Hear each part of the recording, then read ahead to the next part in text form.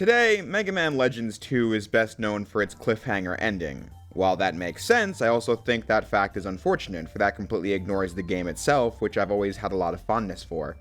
Like I said in the Legends 1 review, I didn't play these games when I first got obsessed with Mega Man in the spring of 2015 because I didn't have access to them. So when my birthday rolled around towards the end of the year, I decided to use the $100 I got from my dad on this PS1 copy of Mega Man Legends 2, and I just absolutely binged it when I got it. Played it into the night and finished it the next day. I replayed it a few months later and could safely say it was one of my favorite Mega Man games. Fast forward 10 years and now I'm covering it on the channel. On the revisit, I thought Mega Man Legends 1 was a neat game. It was an above-average adventure game that was carried a lot by its charming world and characters, to the point where I'd say it averages out to being a pretty good game. I had much higher expectations for Legends 2, so let's pop this PS1 disc into this unplugged PlayStation to boot up the emulator and start playing. The premise is that the heroes are still in search of the Mother Lode, the grand treasure. Barrel Casket agonizes over how his daughter and son-in-law went looking for the Mother Lode in the Forbidden Island and got lost and never found again, turning their daughter, Roll, into an orphan that Barrel took in. Mega Man being an unrelated baby he also took in. The only people who ever made it to the Forbidden Island and lived to tell the tale are Barrel and his colleague, Von Blucher. And now they're venturing back. But they're warned by a mysterious woman that looks like Roll's mother to not go to the island. But a bunch of pirates, including the Bonds, the returning Glide from the Tron Bond game, and some new ones were in attendance at the event, and now they're going to put everything they've got into finding the keys in the nearby islands and getting the treasure, so the heroes need to work overtime to get those keys first. But before Mega Man and Roll can join the mission properly, you have a quick tutorial in the Flutter, as Data the monkey starts a fire in the kitchen that Mega Man needs to put out. This is a much quicker tutorial than the first game, as you lock onto the fires and put them out in each room with the Aqua Blaster special weapon, informing players of how locking on and the special weapon meter work. Roll lands the Flutter on the snowy Kolinka Island, where you meet a mysterious amnesiac man named Joe who's an inventor. This segment gets you back up to speed in how the Legends games operate with villages and townspeople and junk shops where you buy and sell items and parts for your buster. But right away I loved the atmosphere. The town itself has this warm, tranquil, Christmas season-like vibe to it, but then you venture out into the outer area and the music is really desolate sounding.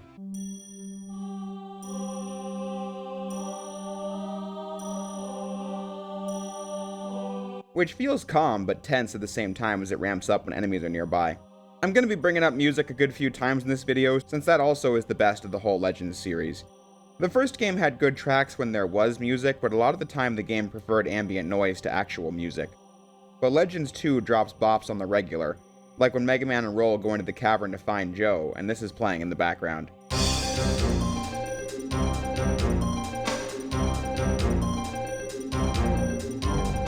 What I don't like is how the music resets whenever you're loaded into a new area. If the same track is set to play, it'll start to get a little annoying.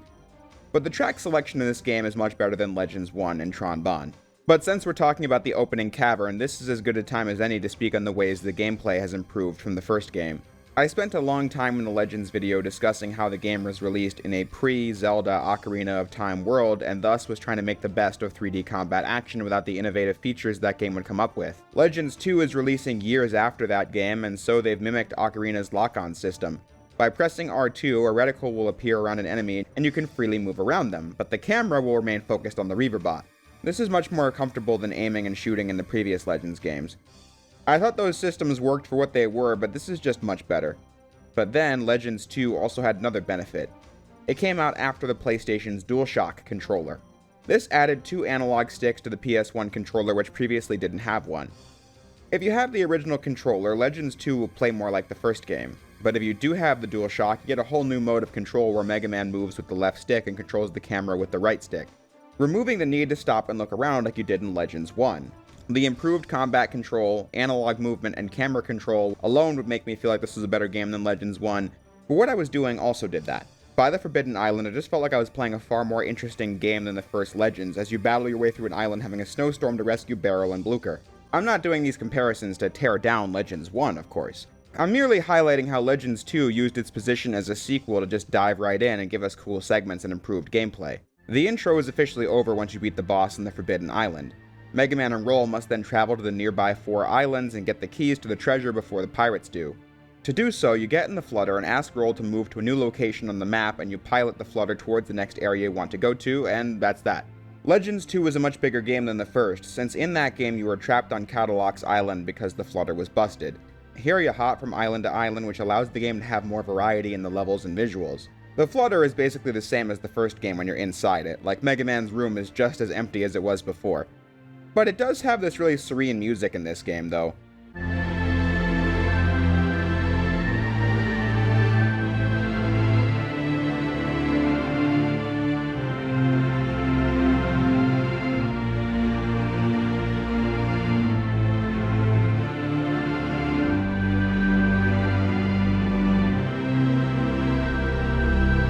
Always enjoyed that track ever since I first heard it, but anyways, the first stop is on Manda Island where the Bonds have set up shop. They try to lure Mega Man into a trap by jamming his communication with Roll and using a voice modulator to pretend to be Roll and try and trick Mega Man into joining them.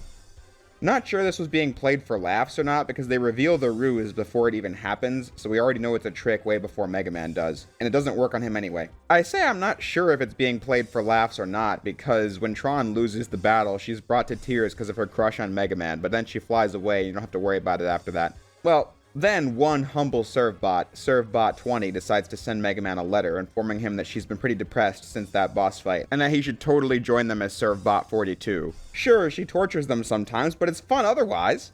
Love, ServBot 20. Did I mention how much I enjoy these goofy-ass ServBots? This boss fight with Tron on Manda Island was actually annoying me though. The damage was really high, and sometimes I just couldn't tell where her next attack was going to come from, so I died a bunch of times to this. From there, you head straight to the Manda Island dungeon, and Ocarina's influence became even more apparent when getting into these. Dungeons were the lowlight of Legends 1 for me. Each was extremely mediocre, featuring almost no puzzles or really anything substantive beyond fighting some basic robots and then doing a boss. But again, OOT wasn't out yet. What that game did do was give each area a very unique visual identity and matched its puzzles around the location it was in.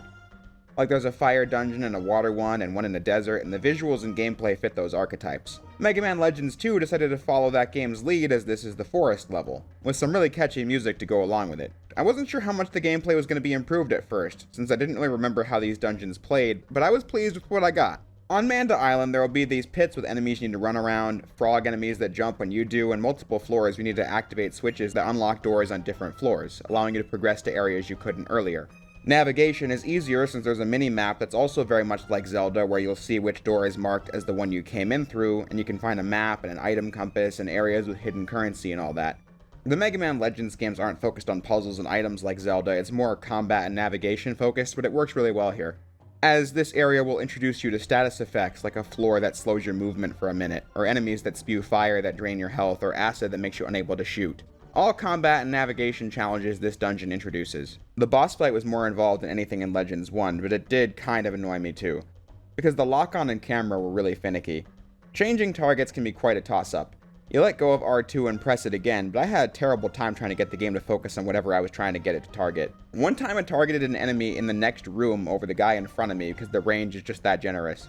But it was annoying in this boss because you'll need to be targeting the Dragonfly bot to get it to drop health so the boss can't eat it to regain its health. But then sometimes the game was just not cooperating with me.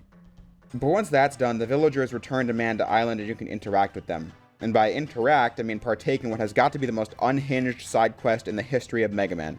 And I mean that in a good way. They're selling some super cool upgrade for 2 million Zenny, but if you want it for free, you have to answer some questions.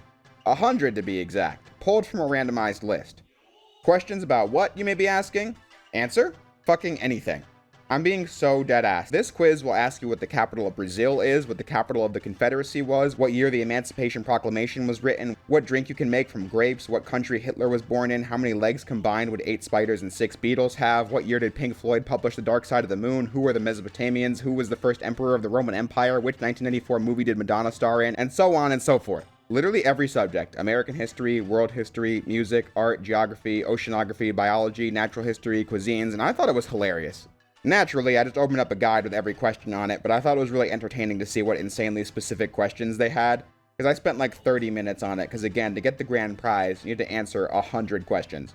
The reward is the Z-Saber parts, but you need another tool for Roll to actually build it, which didn't come till much later, so that was kind of underwhelming, but I did enjoy the journey there more than the destination. Next up, we need to reach Nino Island, which is under attack by Glide and his bird bots. Which was funny because when I played Tron Bonne for the first time the other week, I felt like there was something familiar to me about Glide and the bird bots, but I didn't remember why, and then I replayed Legends 2, and it's because they make an appearance here. The people of Nino Island won't have a problem with Mega Man exploring the ruins, but first need to defend the island from pirates. This is a pretty cool multi-stage battle sequence, however, it was also this moment where I realized how much I hate the save system in these games. I pointed it out in Legends 1, how dying took you back to the title screen to load your save file. It never really annoyed me in that game though, because for the most part Legends 1 wasn't super difficult. To be fair, data appears regularly for you to save, however Legends 2's save system bothered me more than the first game because this game is much more difficult for reasons that are sometimes fair and sometimes not. Data was in the main room between each section of this fight, but I didn't think to save because I thought I could take on the challenge, but then I died at the last second of the third room, and just like that, progress was lost and I had to do it all over again. Including the dialogue preceding the battle, because my last save was when I landed on the island for the first time. That was just something I found really obnoxious and wished the game had standard checkpoints like Zelda or Metal Gear Solid. It also struck me how I was almost at the second dungeon but didn't have a special weapon, just a bunch of items that could make special weapons if I had more tools for Roll to use, but I didn't. So I then was like, what's a good weapon I could use by this point in the game, and consulted the Google machine. The answer was an early game weapon called the homing missile. I found what part I was missing to build it, and read online that it evidently is a great weapon throughout the entire game, to the point where you wouldn't need another one if you leveled it up properly. And to that I was like, count me in! The next sequence is on the nearby island where Glide has set up shop. Your task is to take him down so he can't attack Nino Island again. Let me tell you, even at its lowest level, the homing missile totally turned the tides in my favor in virtually every combat encounter. And as I read that script, I just want to give myself credit because I nailed totally turned the tides on my first take, and I'm like, just try saying that 10 times fast. But anyway, the range was incredible, the rate of fire was good, and the damage was higher than I was getting out of the Buster at this point, and you could just use it on the run, unlike the special weapons from Legends 1. So I was glad to make this my main weapon for the duration of Legends 2. But anyway, with those pirates dealt with, Mega Man is granted access to the Nino Island dungeon, which is one of the worst segments in any Mega Man game. The second key is in here somewhere. Be careful, Mega Man. Don't rush things. This is a really complex structure. Be careful you don't get lost. At first, it seems like a normal level, but the pain and suffering only truly begins when you make it a few more rooms in and hit the flood button. In most Mega Man games, being underwater just means you jump higher. That's not what the devs of this game went for. Just take a look.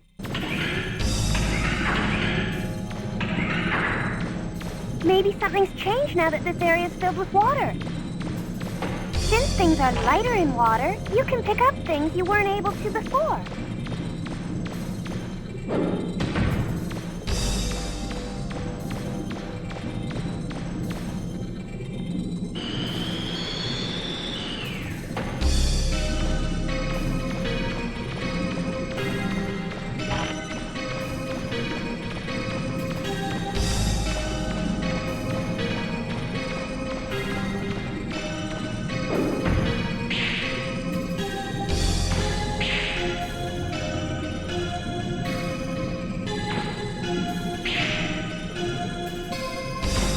Yeah, that's the gimmick of the level, it just runs at like 25% speed. Some may say I killed the pace of the video to show this off, but it has to be seen to be believed. It is by far the worst part of Legends 2 and would be something I'd think of when somebody asked about the all-time worst Mega Man segments. Definitely not number 1, but I remember this one because this level is so boring because it's so slow.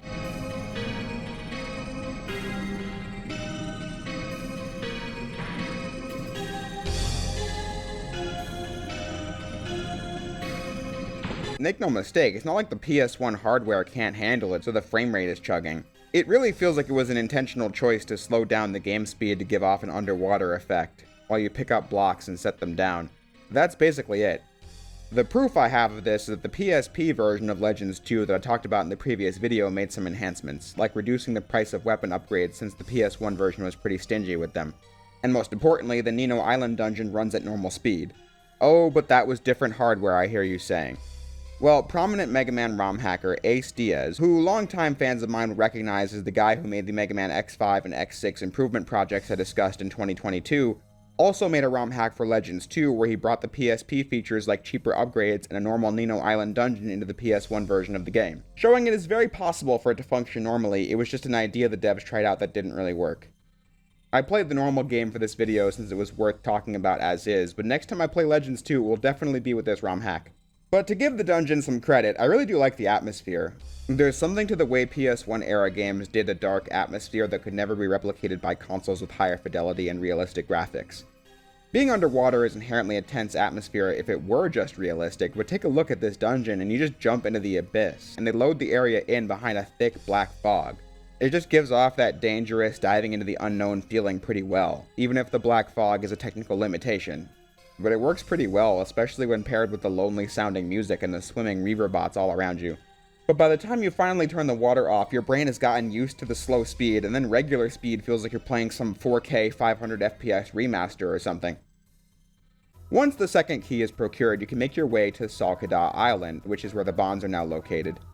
This action sequence is pretty enjoyable as you get around their contraptions and do a boss with Teasel, who's holding a statue to try and deter you from attacking, so you need to attack when he's not blocking with the city's statue. There's also an open shop to go to during the attack, and they're selling a game cartridge called Resident Evil 43. That got a chuckle out of me because even in 2000 the people at Capcom knew RE was their golden ticket. But the only thing vaguely unrealistic about this is that Legends 2 takes place thousands of years into the future. I think we'd have RE in the 4-digit number of sequels by then. The actual Kolinka Ruins level is pretty good too, as its main gimmick is finding a way around this giant robot to turn the lava off so that he's weakened enough to be destroyed. But my main gripe with this dungeon was that I beat the robot and made it to the next area where you're bombarded with enemies and lock-on missiles, and it was really a nightmare to try and focus on the missiles and the enemies chasing me. So guess what? I died and had to do like 30 minutes of progress over again, including a minigame where you team up with Tron and Bond to shut off the lava. Another moment where I cursed the game's save system. But then, the Bonds get the key, and you battle them in bosses that the homing missile makes short work of. Bon ending up falling into the lava after his fight, and I was like, damn, hope the robot baby is okay.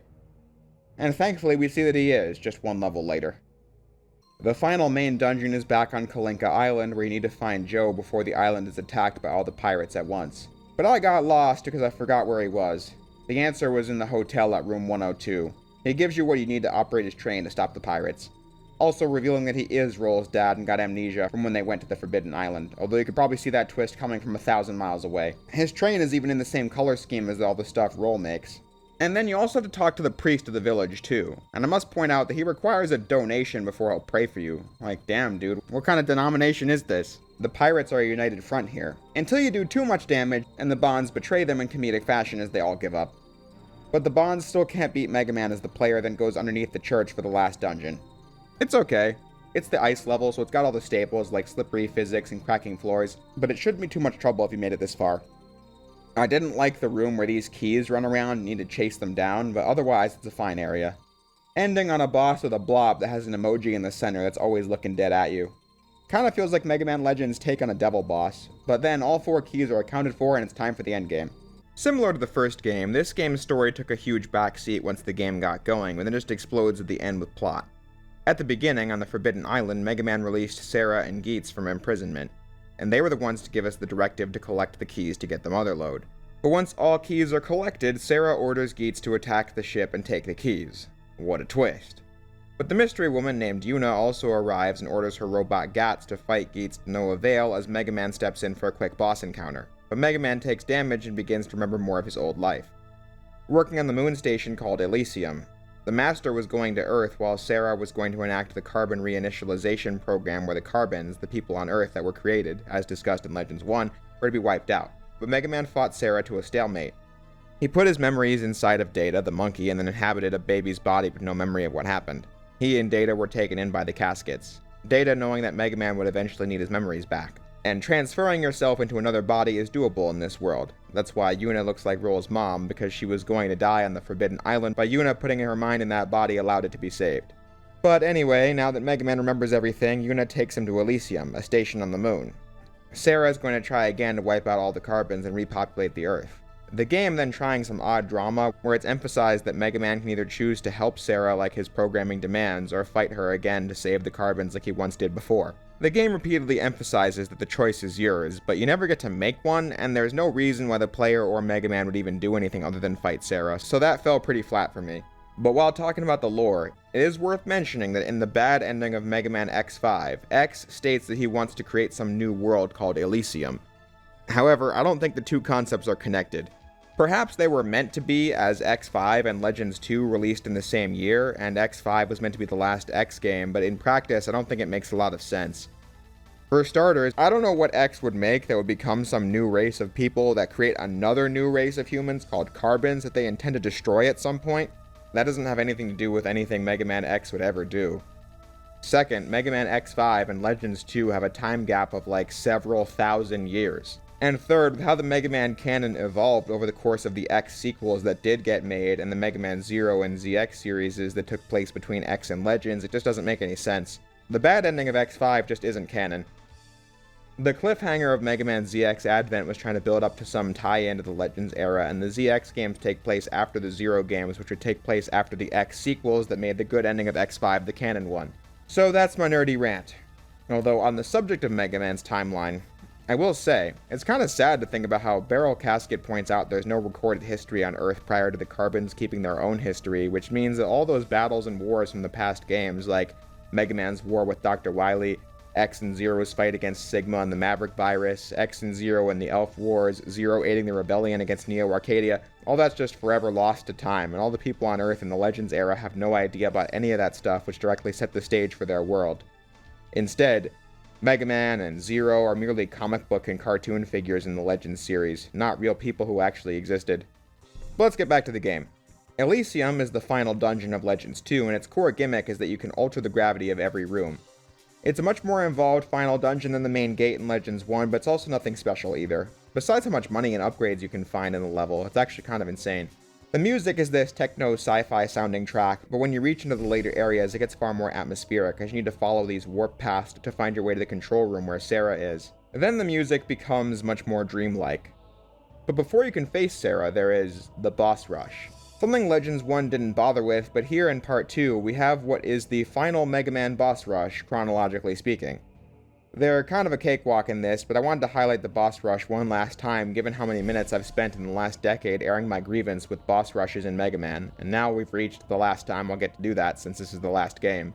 Next up is the final battle, and the first phase is like Mega Man Juno in Legends 1, but the attacks are much more difficult to dodge. Just remember to dodge roll when she does the red charge attack. Otherwise, most of the rest can be defeated by jumping out of the way.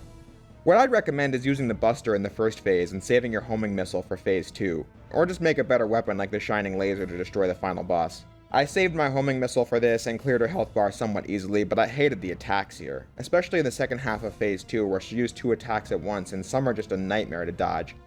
Like if she does the black hole attack and the energy waves, it's like, how the fuck am I supposed to dodge that? With enough persistence, you should win after a few tries, which I did. We may now circle back to the beginning of the video where I said Legends 2 is most well known for its cliffhanger ending. Mega Man has saved the day, however the trip to Elysium was a one-way ride, so he's stuck here. But he's not worried because he knows Roll will figure it out. The ending shows Roll and Barrel working with the Bonds to try and create a rocket to help save Mega Man, but that's it. That's the ending. To this day, this is the final note of the Mega Man timeline because this game never got a sequel, and it's now been 26 years. Which is a natural segue to talking about the cancelled Mega Man Legends 3. And I can only think of one music track to go along with a rabbit hole like this. Mega Man Legends 3 is a game I mentioned in passing during my videos on Mega Man 10 and Mighty No. 9 last year. The reason for that is as follows. During the 2000s, after the release of Mega Man Legends 2, the Mega Man series expanded quite a bit. We got more classic Mega Man entries, more sequels to the Mega Man X series, and the early 2000s saw the birth of the Mega Man Zero series and the Mega Man Battle Network series. And then the mid-2000s gave us the Mega Man ZX and Mega Man Star Force games, all of which had their own sequels and characters and storylines. Throughout all of this, fans wondered, what about Mega Man Legends 3? The story of these games never got tied up, but the problem was, Capcom didn't see it as a priority. Looking back at the records, it turns out that Mega Man Legends 1 did not meet sales expectations. I've always said in my videos, much to the shock and anger of hardcore Mega Man fans, that this series isn't very popular and never was. But that's not entirely accurate. In the 80s and 90s, Mega Man games were decently successful, relative to other games on the market. But in the late 90s, the gaming audience expanded more, and with each generation, games would expand their audience exponentially. And legacy franchises like Mario were successful in continuing to grow their audience alongside the market. But I think Mega Man Legends was actually the moment Mega Man went from being a popular series to becoming more niche. The Legends series was Capcom's attempt to make Mega Man evolve alongside the rest of the industry, but it wasn't really giving the return on investment that Capcom got from other games like Resident Evil, which became their main cash cow. Games like Mega Man 8 and Mega Man X4 were much cheaper to make, thus returning the lower investment, which is, in my opinion, why Mega Man became a more niche, handheld-focused, nostalgia-focused franchise. Any attempt to deviate from that showed crystal clear that this series was not being given the budget or attention of other Capcom games. See the dismal Mega Man X7 as an example. Making a lot of Mega Man games on a relatively cheap budget was a winning strategy for a while, but the diminishing returns were hitting hard as the 2000s went by. Mega Man 10 in 2010 was the final entry for a long time. When Mega Man 10 released, a bunch of Mega Man games were in production, including Mega Man Legends 3, which was finally getting made for the Nintendo 3DS and was going to resolve the cliffhanger from Legends 2. But series producer Keiji Inafune left Capcom. He was the main driver behind so many Mega Man games being made, since Capcom could take or leave the series. Like I said, by this point they had other cash avenues that were more compelling to them, like Resident Evil, Monster Hunter, Street Fighter, and Devil May Cry. So every project that was in development was cancelled, including Legends 3.